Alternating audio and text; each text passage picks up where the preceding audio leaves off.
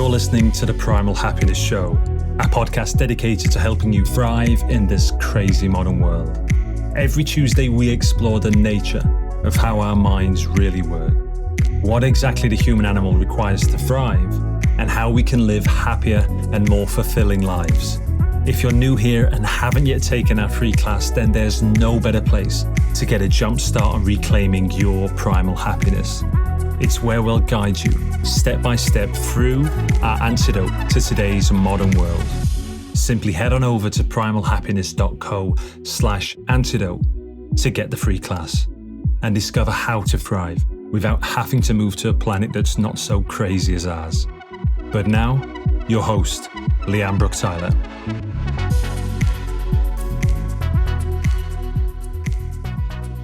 Hello, my beautiful people. A huge warm welcome back to the show. In today's crazy modern world, men and women are living shallow, disconnected, and unfulfilling lives. So we created the path for those who are ready to reclaim their wildness and actualize their deepest gifts. The next way to walk this path is by joining us in Waking the Wild Sovereign, which begins in June. And it is almost full. There's only one space left. So if you are feeling the call to sovereignty, to rise into your inner king or queen archetype, then do go register your interest now at primalhappiness.co/WTWS. And now into this week's show. It's my all the everything, my solo show, usually, where I jam on an eclectic mix of topics. This is where you can get up close and personal with me, get inside my head and see what I'm up to and thinking about. The making of this show also airs live in our Facebook group on the first Thursday of every month, usually at 5 p.m. UK time. As well as getting a sneak preview of the episode as I'm creating it, you can also join me beforehand to share what's coming up for you and ask me questions, which I'll either answer there and then or include in the show itself. The group is at facebook.com/group/primalhappiness. And like I said, usually all the everything is solo, but in this episode, I was joined by the lovely Sara J. Sanderson, the Waking the Wild Connection Creatrix. Sara turned the tables on me and she asked the questions. We dive deep into the topic of love, but not love as you might know it, but a love that provokes and activates as it heals and liberates. Is a kind of love that Crowley meant when he said, love is the law, love under will. It is love as a magical, divine, generative force. I'm so glad to have this fresh conversation about love, which is a topic I talk about all the time and have only really just realized that the way that I talk about it isn't really the way that typically we know love in our culture. So this is such a treat to be able to record this episode and now share it with you. Let's dive in. Hello, Sara. Welcome to the show. Hello. Thank you for having me. This feels quite delightful, doesn't it?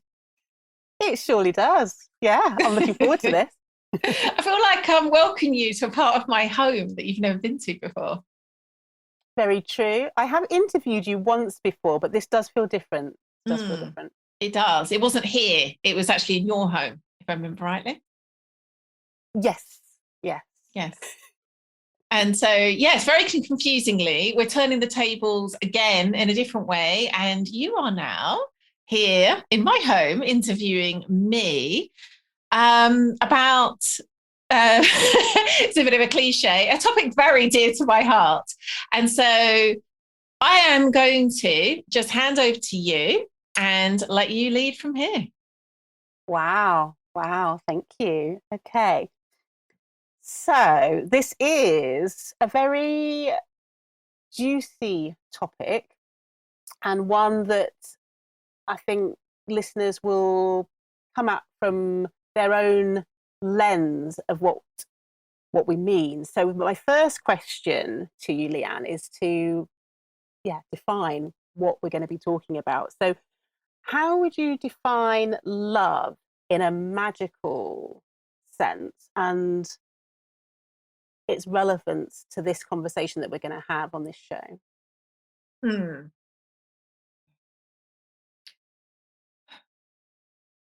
As I'm experiencing that question, I'm realizing how many layers energetic layers I was kind of dropping down into to get to the place where it's like the truest place, my truest experience of love, which I think is a different place to where I'd been answering from even a week ago. That's what's really present for me. And to a very large extent, I guess, is what's catalyzed us being here now talking about this. I think the whole conversation has been created to a large extent by the experience I had at the weekend, which, listeners may or may not know, but I had a burial initiation, which I'm not going to get into the details of, but I really want to be clear. The experience I had in the grave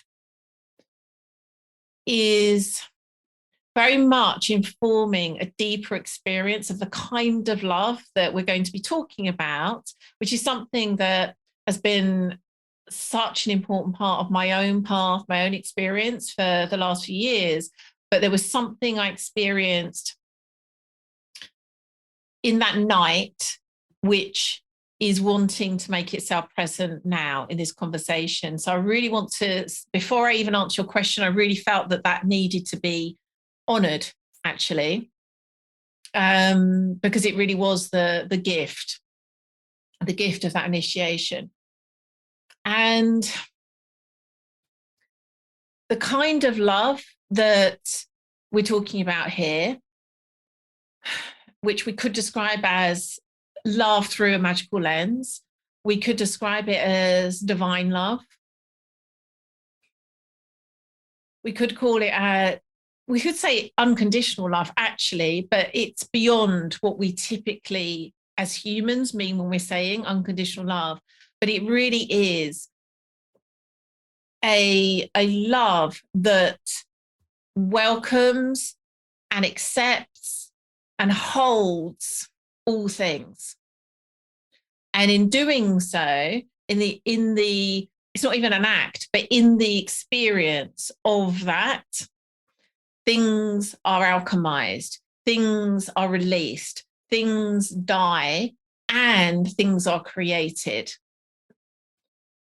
And it's that last part in particular, that word created, and we touched on this just before we started recording. It's also linked so beautifully to the medicine circle you and I were both in this morning, which was to a large extent focused on eros, our sexual nature, our sexual energy, and how when we're talking about creation, when we're talking about generating, this is such an important part of what we're talking about here, that generative, creative aspect of love. And how if we aren't including that when we're talking about love, we are cutting off, we are dismissing, we're denying so much of our power, so much of the experience we came here for, so much of what's possible for us as beings who are part human and part divine. So that's what I mean when I say love. Gorgeous. What I'm hearing in your share is that so that sounds like, yeah, the love that we all therefore should be bathing in. It's what we're born or created from, born into. So why is that love not experienced in its fullness all the time then for us, by us?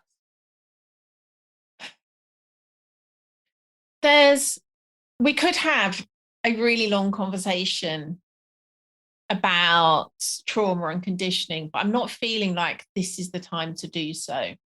But I guess a more sort of first principles way of talking about this is that we're born into a world in which it makes sense to operate conditionally, to create separation, to experience separation, to know ourselves as separate. And from that place, the kind of love we're talking about here isn't even it's just not even known. It's not a choice because it's just not known. It's not experienced. What we're experiencing is at best conditional love, which is a kind of like this like diluted, tiny, like, you know, drop of the ocean that's love, a real dilution of what it really is. And of course, it's one of the most prized things on earth. You know, we'll do all sorts of things for that diluted version of it because it's that powerful, even in its most dilute form. But that's why we just haven't experienced it. And so that's what we know love really. When most humans are talking about love, we're actually talking about conditional love. We're talking about a love that is based on us being disconnected from ourselves, from spirit, and therefore from each other.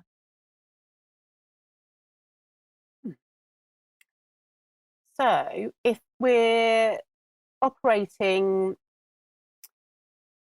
in this unconditional love and on this diluted version, this tiny amount, there must be, I know you just said you don't want to get into necessarily in this conversation trauma, but there must be a reason for that to be the case.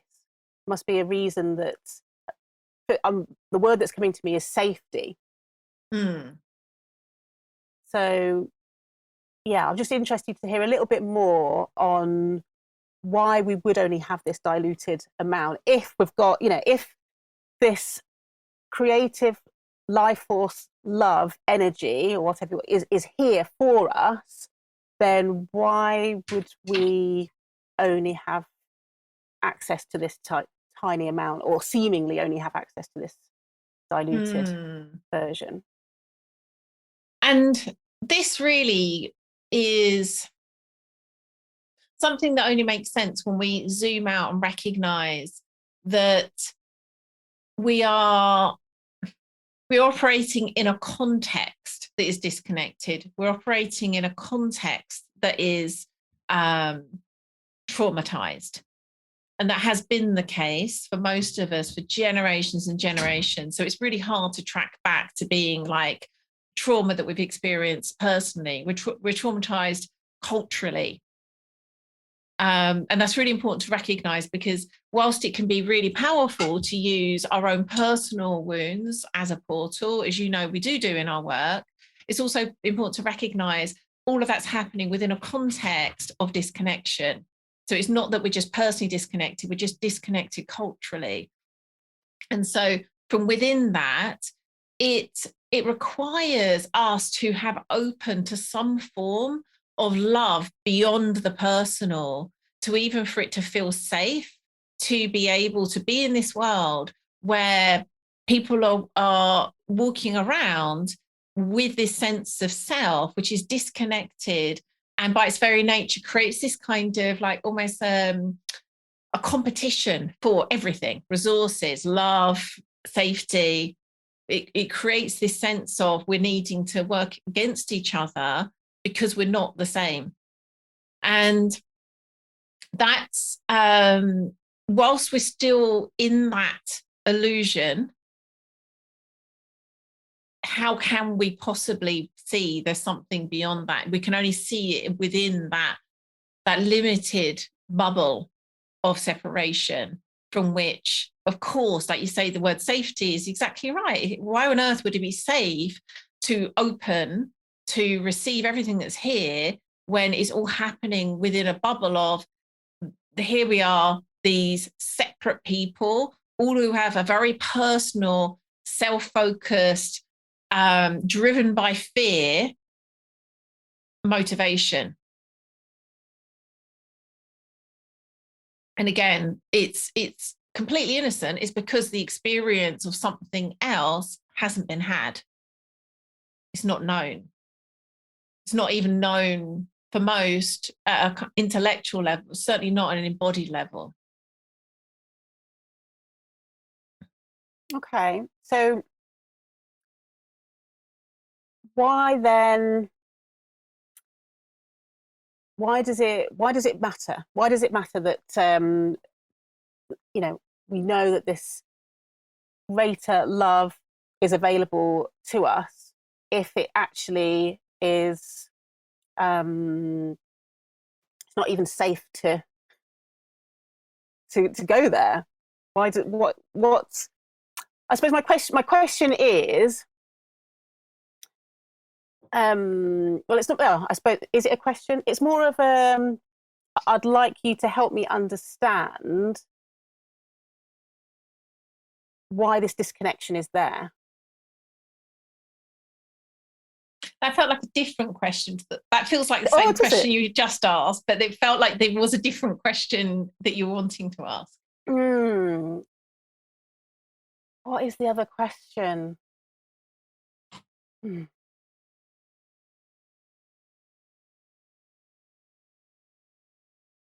Could you hear could you hear where I was going? That would be I think it was, if it feels unsafe, why would we even want to move towards this, at the moment, potentially abstract idea of something that doesn't feel true and certainly doesn't feel safe?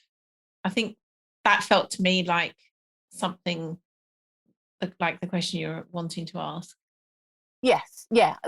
It's it definitely. It's yeah. Yes, please. Yes, please. Tell me. Well, it really is the Holy Grail. It really is actually what we're all seeking. And we'll use all sorts of words to name that, but at the heart, it is the form of love we're talking about that will give us that. And also open all the doors to all the things we desire. We've come here as souls to have a particular kind of experience.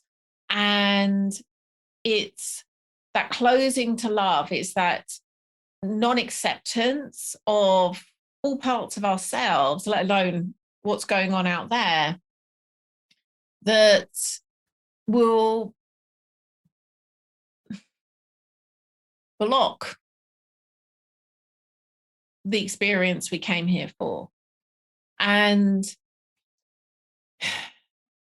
it does require, again, because of the fact it doesn't feel safe, because it doesn't feel real, because we're going to be like, it sounds like a pipe dream, that there is something beyond this conditional form of love that we're all desperately wanting.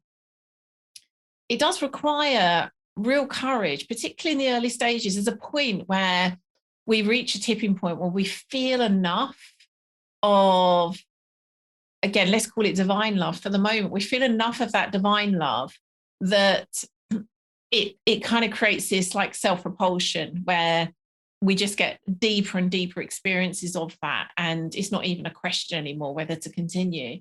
But in the early stages, it really does require courage to keep moving into. And this is really getting to the crux of both the challenge, but also the power of this. It requires us to go to the places we least want to go. It requires us to look at the places in ourselves and also others that most repel us, disgust us, scare us, anger us. And initially it feels as though we need to bring almost like our personal love there. That's how it feels. It's like our own personal love to those places. And after a while, that starts to shift, as I described. It feels less and less personal, more and more as though we are opening to allow something greater than us to like pour through us, and like with that just absolute acceptance for all parts of us. But again, at the early stages, it is a conscious choosing into bringing love to what doesn't seem lovable.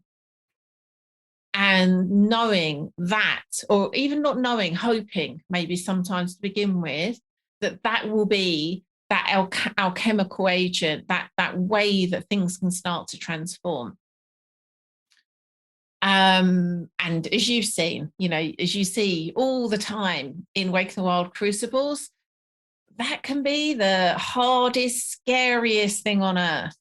People will, and that's even when it's not love necessarily they're yet ready to bring themselves. That can be love that I'm bringing to those parts of them. It can be weirdly, in a way, it almost doesn't make sense. That can be weirdly repulsive, weirdly like, I just can't be with this. It's not safe. And so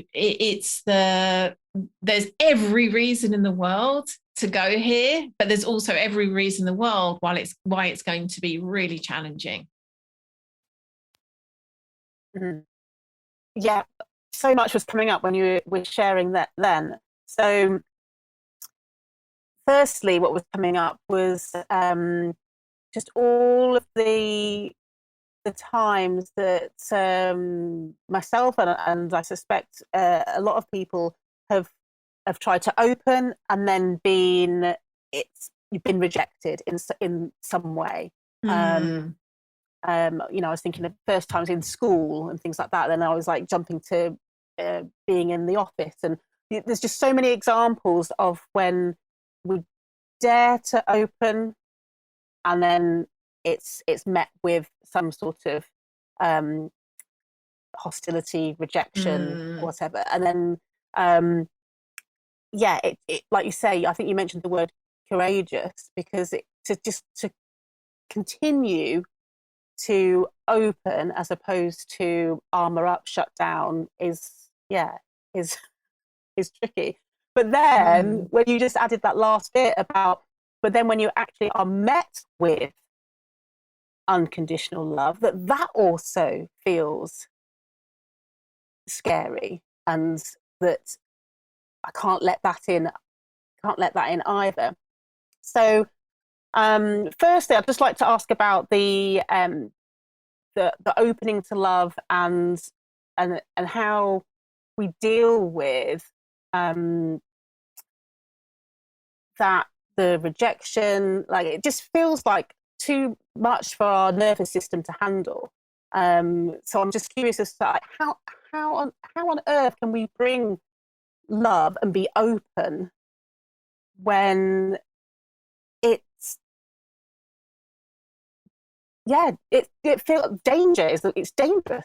It feels absolutely terrifying.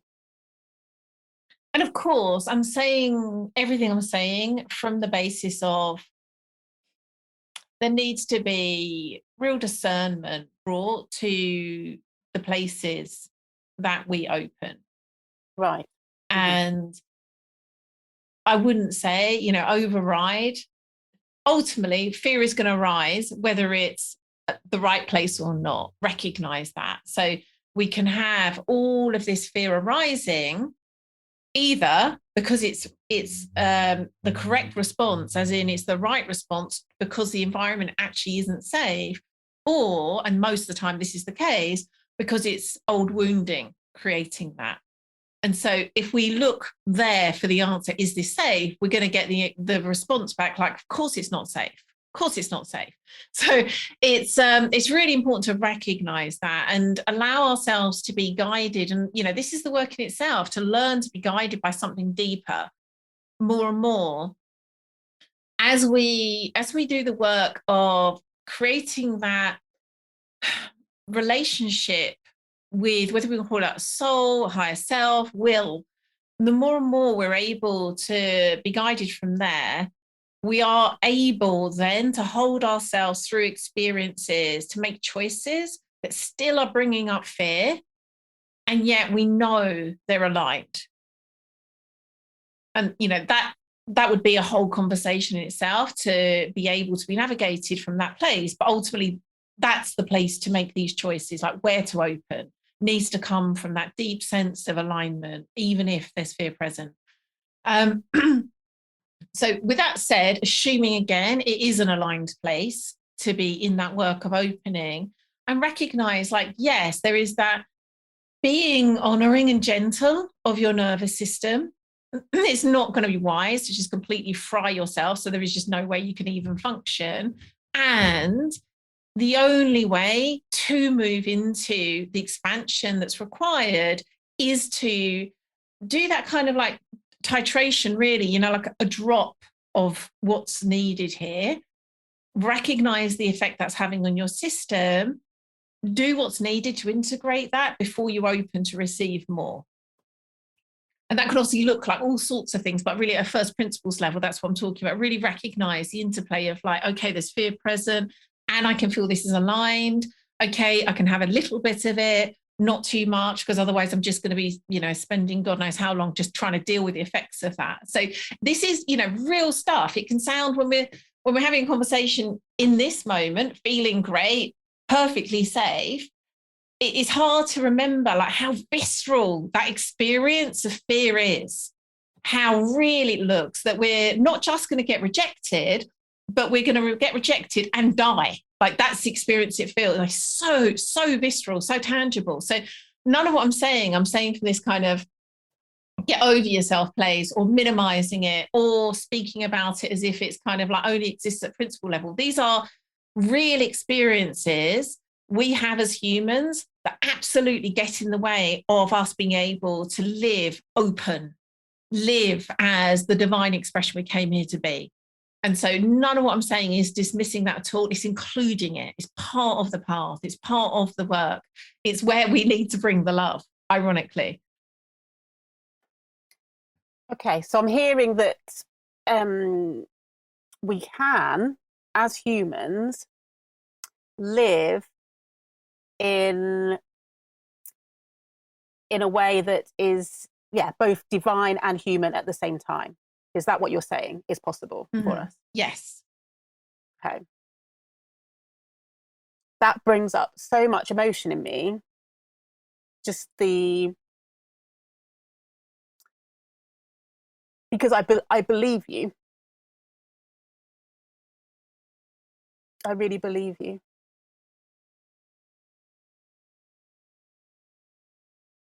It more and more feels to me that it's actually the nature of things. Like, not that is the distortion. I said recently something like, living an enchanted life is our birthright. And that's really a synonym for what we're talking about here.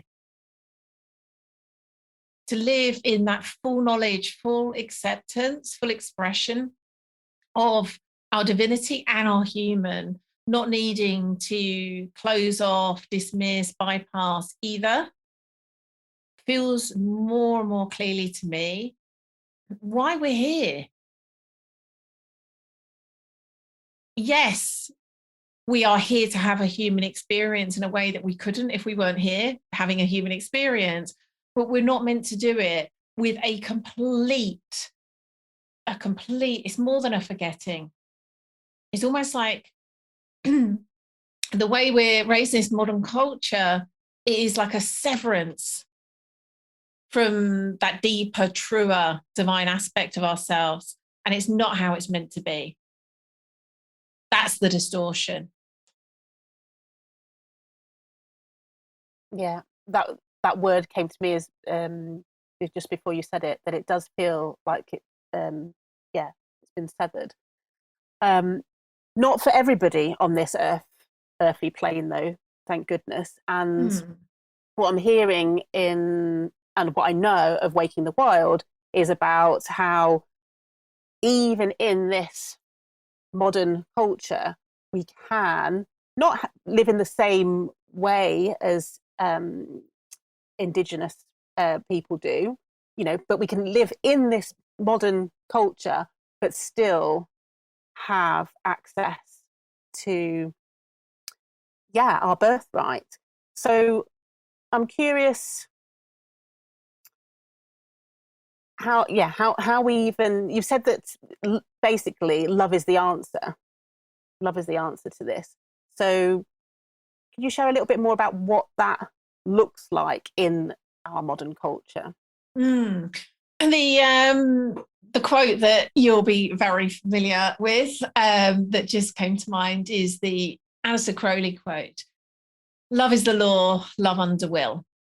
Love is the law, love under will." And I've contemplated, meditated on, spoken about, answered questions on those 7 words. I've got it on my my board there. Those 7 words for so long, because there's so much in them. And the love that's spoken about in that quote is the same love we're talking about here. And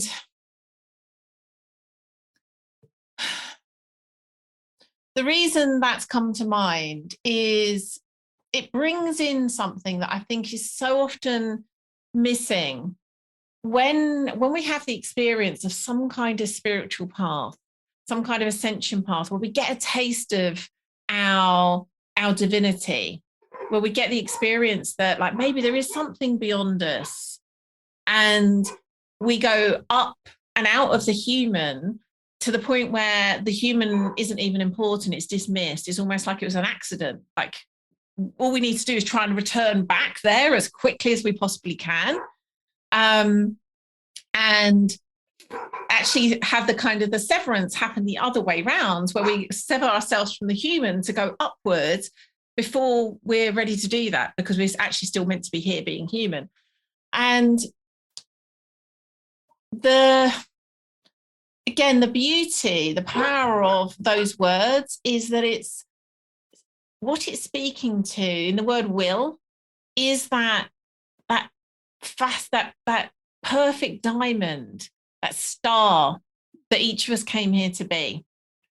That because of our disconnection, because of our conditioning, is told that it's like there's going to be parts of that aren't going to be okay.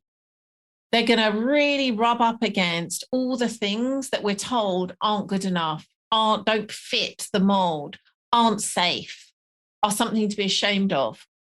And so whilst if we call, whether we could say, let's for the moment, instead of using the word will, let's say true self.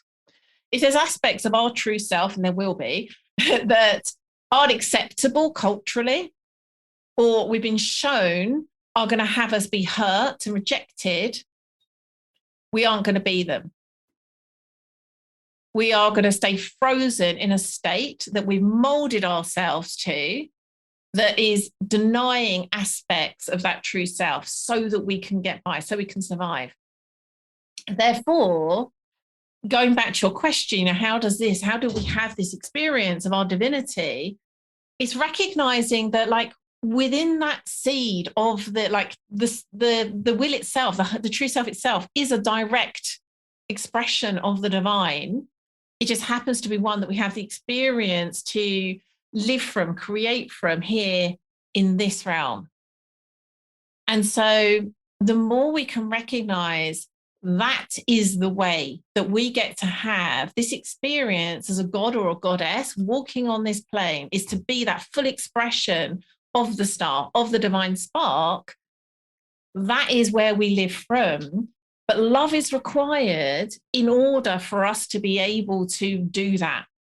If we are still in shaming and fearing those parts of ourselves that we've been shown aren't safe, we won't be able to do it. The only way is to be able to bring love to those parts of ourselves, and again, all reflected in others, that we're currently repulsed by, scared by. So that's why it's so needed that we recognize we're here as this unique divine expression. And that in itself is an expression of love, and love is needed to become it.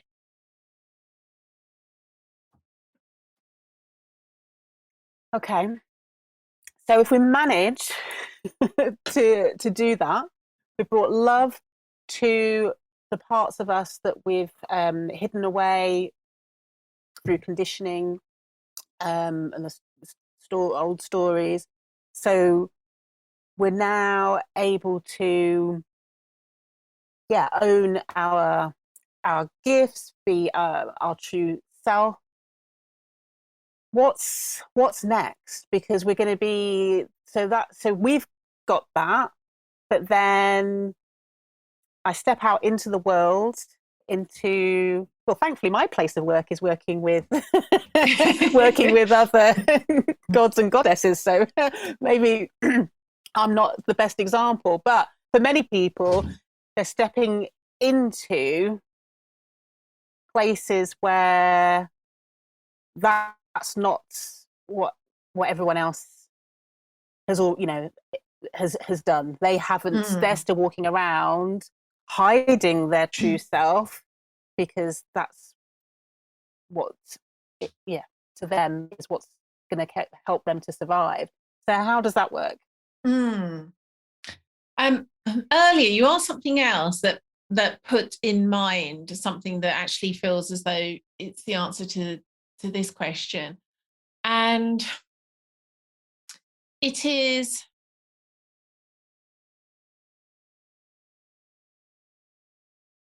that distortion within ourselves, that disconnection in ourselves is designed to do the dance of disconnection. It's designed to do the dance of conditions. It works from that place. The dance only works when we have that in place, where we've got self and others operating within the dance of disconnection, where we're looking for someone to make us feel loved, make us feel safe. And everything works. I mean, it doesn't feel great, but it works. Everyone knows the steps in that dance. As we start to, and of course, the work we're talking about here can take most of a lifetime. So it's not like we're going to be like fully in the dance of being gods and goddesses. Like anytime soon, it's likely to be a bit of a kind of like in that dance, not in that dance. But more and more, as we move into that dance, we recognize again that love isn't something that is kind of like turn onable and offable. It's not conditional. It's not something that we need from others in order to make us feel safe.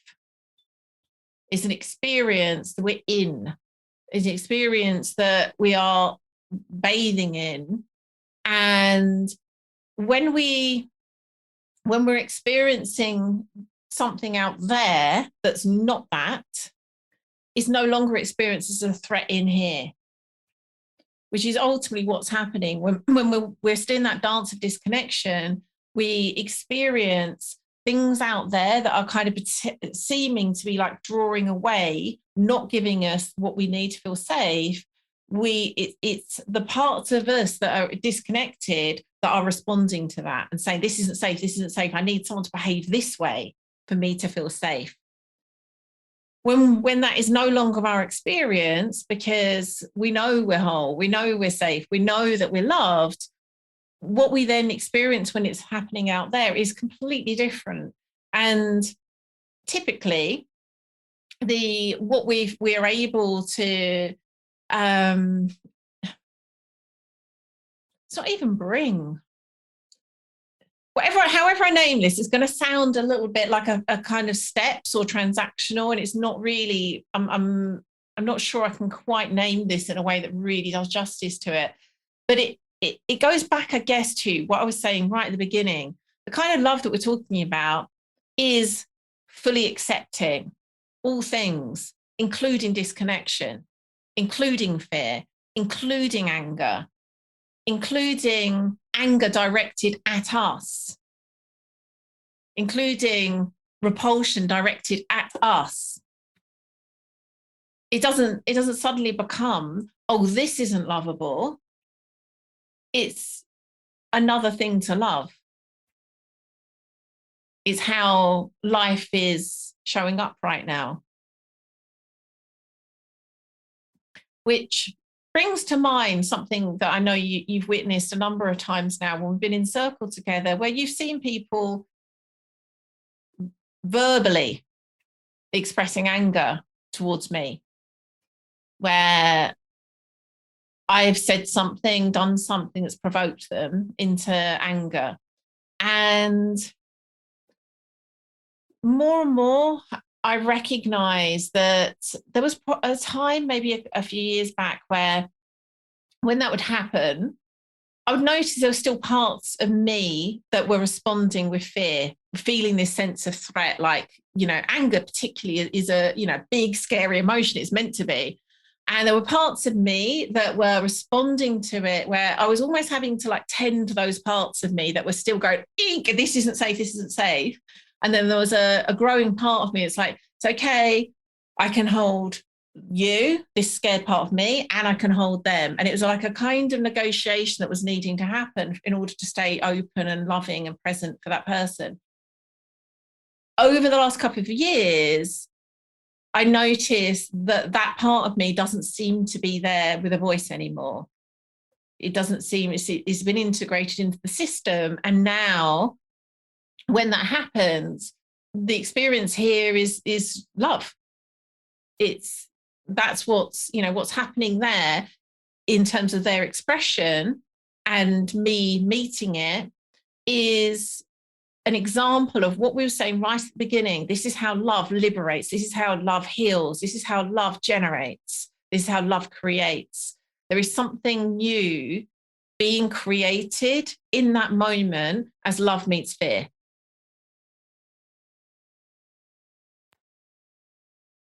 And love can't be scared of fear, because otherwise it wouldn't be love. Yeah. So any response other than love is not love. Yeah.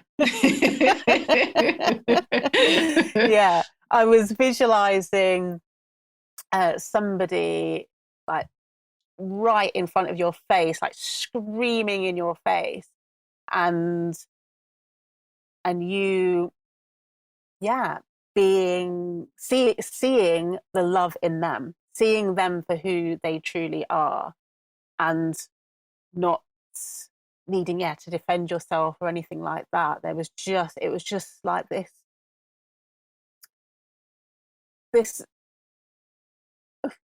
radiation of love.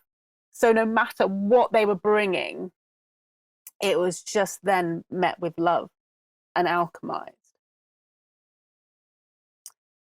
So that completely answers my question about how would we take this, how would into work. Yes, when you are unconditional love, there's nothing to fear, and not in a, as you mentioned earlier, a bypassing way. It then becomes, that's the reality. That's what's real and true. You're not pretending anything.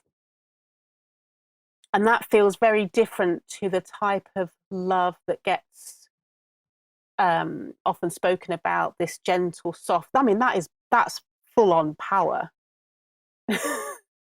That's strength, isn't it, right there? That.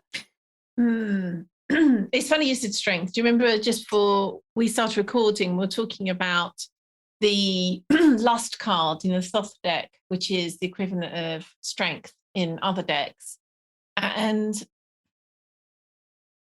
more and more it feels to me that power is synonymous with love. And again, it's because we've got these just slivers of love. We don't see that. We think it's like this when it's really this. Something else you just said that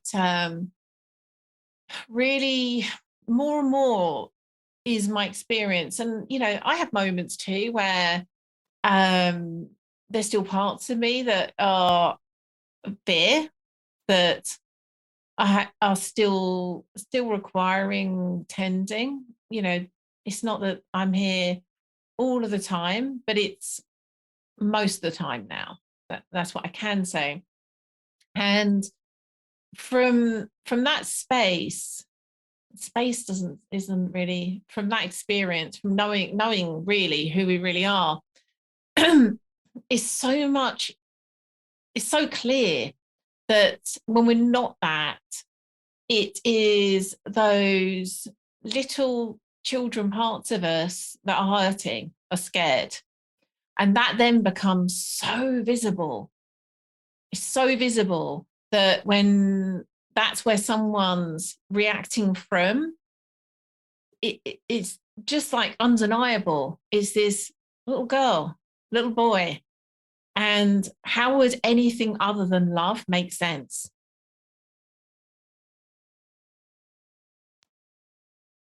Yeah. You just, nothing else would make sense.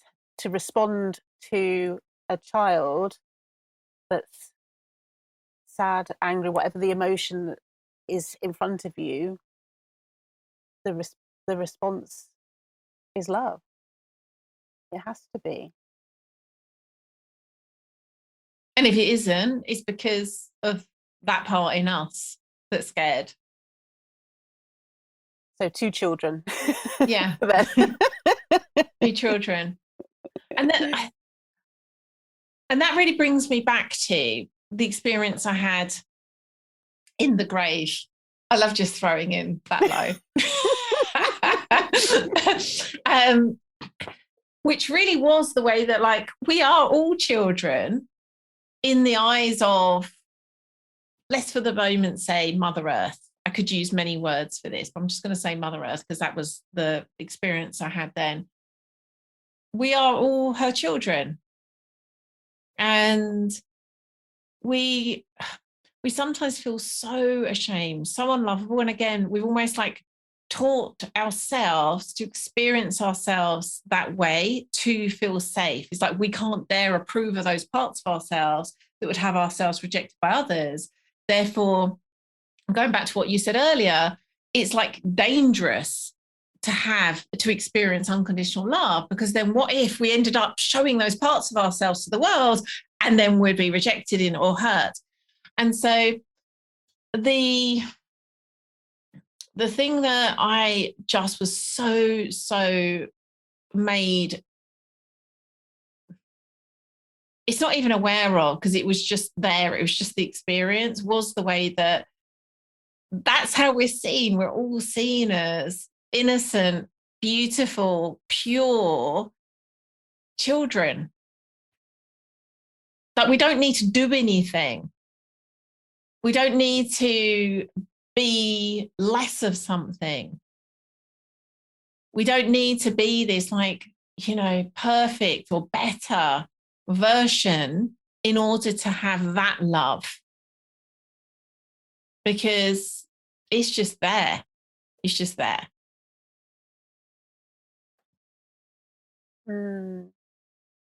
What I'm seeing in that is that means that we can bring all expression. It's all welcome. And I know that's something that you repeatedly say in circles, in groups. You repeatedly say all of you is welcome. And that's what I'm hearing in that we can express everything that's there to be expressed. Nothing is off the table. Nothing is off limits. And when you have that level of freedom of expression, again, that is, how can that be anything but love? Yes, that's again, when we look at love as the power, the generative power, it is. When we're expressing, we're loving, we're an expression of love. It's so simple that it sounds like a cliche. It sounds like it's too good to be true. In fact, funny enough, a client said that to me yesterday. She was saying how there was part of her, as I was talking about something not dissimilar to what we're talking about here, she was like, there's part of her that was saying, this feels too good to be true. And she said, there's another part of me that believes you and knows this is also here for me. And she was recollecting a year earlier where there were things I was saying then that sounded too good to be true that now are true for her. And, you know, anything that I'm saying here may sound pie in the sky, might sound too good to be true, or only for some people. That's also what she's saying. She goes, maybe that's true for you, Lian, but maybe not for me. But there was this sense in her, but maybe it is. Maybe it is. Because I think really we know, you know, that part of us that came here to have that fully divine, fully human experience, hears this, knows it to be our truth. I was just remembering again something that I was really recognizing was coming up in me at the weekend, which is not a typical experience for me. It really stood out that it was like there was this like complete love available to me. And then I had this part of me that was like, do I deserve this? Have I really been good enough to deserve this? Like, why would I be that lucky, that fortunate that I get this when I'm not completely pure? And other people don't get to have this. Like, why me? Why me? And it was just like over and over again, I was shown that it's like, no, all of this is included. There's nowhere you need to move to in order to be any more worthy of this than you are right now. It's only you closing to it. It's here. You can choose to close and not receive it, but there's no need to. It's here for you right now.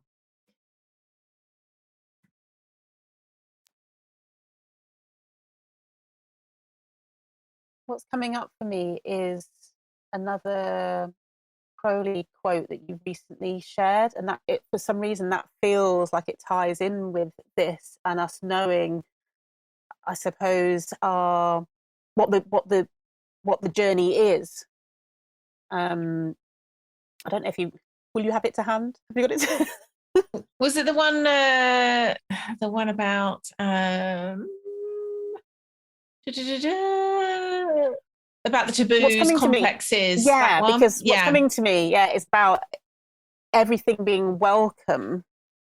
And so therefore, when things then aren't, there's no need for the distortion. There's no need for, So that's why that quote then suddenly came into view for me. I feel that there's something in there. I love that. Yeah. So let me read it. That really makes sense because that is the liberation. Yes. It's like we no longer have to be this shaped when we know it's okay to be the shape we actually came here for. The will must be freed of its fetters. The ruthless examination and destruction of taboos, complex, frustrations, dislikes, fears, and disgusts hostile to the will is essential to progress. And like I love those words, freed of its fetters, because it's like there's nothing can actually distort or damage or deny the purity of will, of our soul, of like it's there, nothing can happen to it, but we cover it over, push it down with all of that stuff that he was talking about, all those complexes, dislikes, all of that covers it up. As we do the work to recognize there's nothing wrong with who we are, like at the deepest level, like it is perfect, that impulse in us, that deepest generative impulse is freed of its fetters and we can live as it.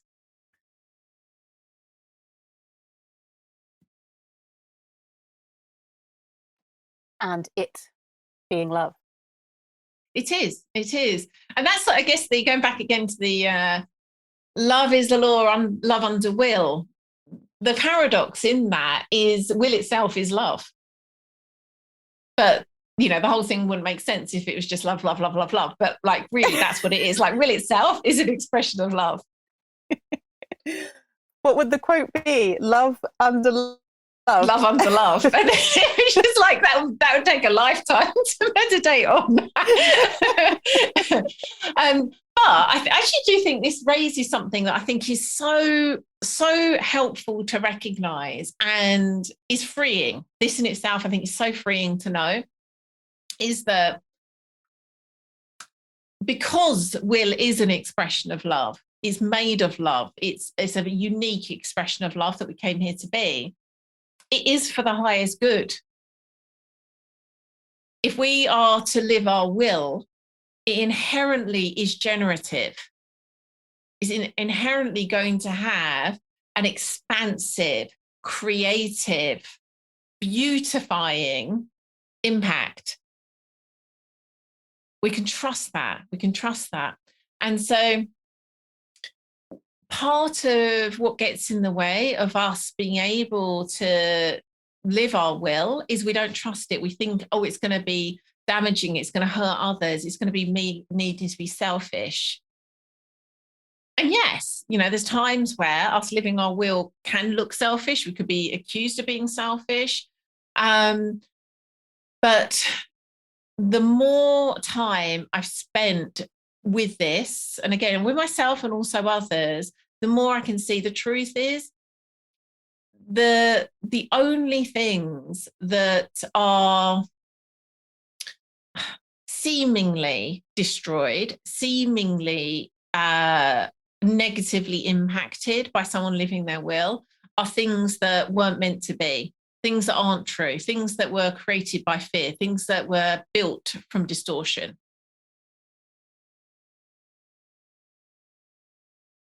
Yes, that makes sense.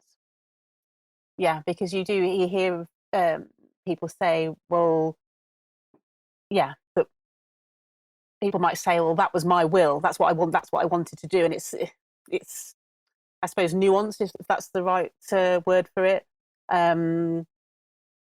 Yeah, could easily hide behind this idea of will. But like you say, if will is love, then that does change things somewhat. It's always for the highest good. It may not be obvious how it is.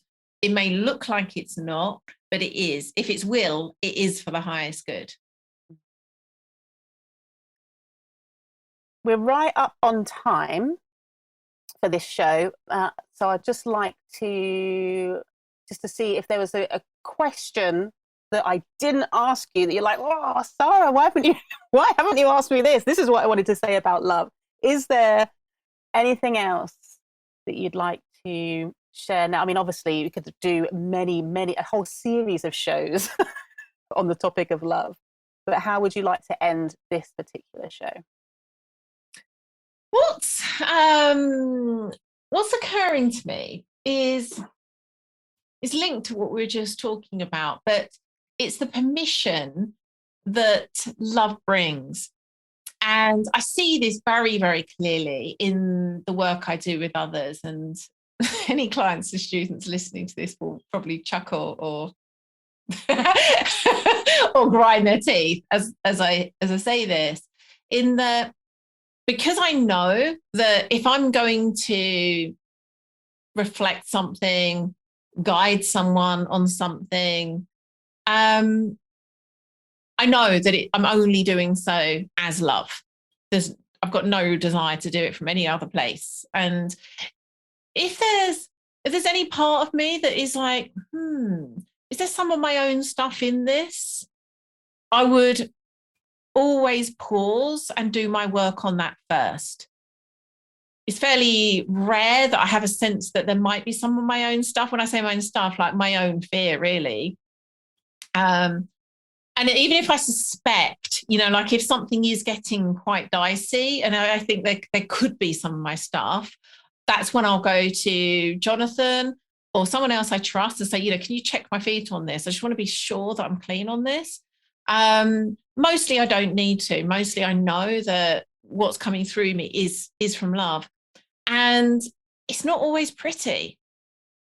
It has me do and say things, and this comes back to the way that, you know, I do anger people. Like, love can be the most provocative, destructive, dissolving, chaos making agent on earth. And so sometimes it really is not something that looks or feels good in the moment.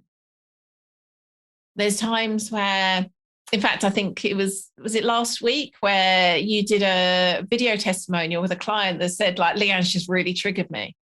And it was, you know, because I said, I can't really remember what it was, but she was saying something or other that she was going to do with a client. And I think I was saying, like, no, that's from shadow.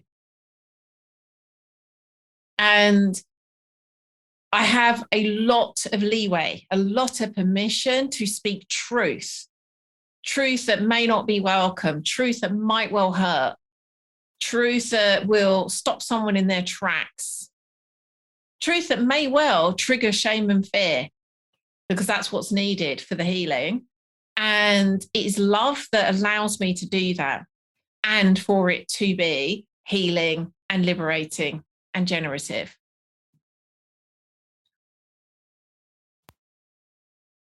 Yeah, I'm glad that you brought that piece in. And what I will say, because I have been on the receiving end of the of that provocation and your level of love, is that I'm never in fear, and that's what I would say is a huge, yeah, huge. Yes, I might feel shame, frustration, things like that, but I'm never in fear. I always know that what you're offering is unconditional love, and I love you so much for that. So yeah, you're you're such a gift, and the fact that you're leading the way, showing the way, guiding the way, that this is, you know, this is for all of us who are that feel the call to this. You know, this work, this soul work, this path isn't for everybody, but if you feel the call, that, oh my goodness, take it, take the step, take the next step. And as I've just said, take the next step. Lian, what would the next step be for somebody who's listening to this and something has resonated, they're feeling a pull, a draw to know more? What is the next step? It's our intention very much is to provide those next breadcrumbs, provide those steps. I was kind of just envisaging a forest, you know, wild forest, like that first step into the forest is very much our intention. And you know, we're recording this literally just before we rebirth into Waking the Wild, and we'll start to provide that next step. But what we're talking about here is so much beyond me personally, so much beyond Waking the Wild as an organization. This, again, is ultimately the path back to ourselves, the path back to our birthright, the path back to our wild souls. And that first step is going to look quite different for each of us. That's the thing I do know. And it sounds too simple to be something that actually works, but it does. It is the simplest, but also the most powerful thing I know, is to allow yourself to, one way or another, be in a wild environment. Whether that's a sit spot, whether that's creating a connection with a special tree. That, I mean, you've anyone who's listened to this show before, and you certainly, Sara, will know, for me, my relationship with my tree has been one of the single most profound tangible representation of the kind of love that we're talking about here that I've experienced even now. And it right from the beginning of that connection, it showed me what was possible, and then showed me what's next, showed me what was next. There's no way I would be doing any of what I'm doing now if it wasn't for that tree. So there's obviously so many ways we can go deeper and deeper and deeper, but it really is that simple to come back to the habitat we were actually designed for. Again, we're talking about this way of living, fully divine, fully human is our birthright. That birthright was meant to happen in the wild. It's what our DNA was created for, to be in that kind of environment. And something happens at a DNA level, at a magical level, something happens, something is alchemized through that love that we experience when we allow ourselves, again, even these just like little droplets of being back in that connection that we came here for.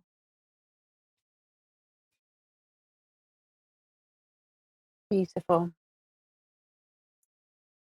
Thank you, Lian. I think we did it, Sara. We surely did. Thank you so much. Thank you so much. So that's all for this month. I would love to know what you took from this episode. And what is the aligned action that you'll be taking? Maybe it is to go and find a sit spot or a special tree.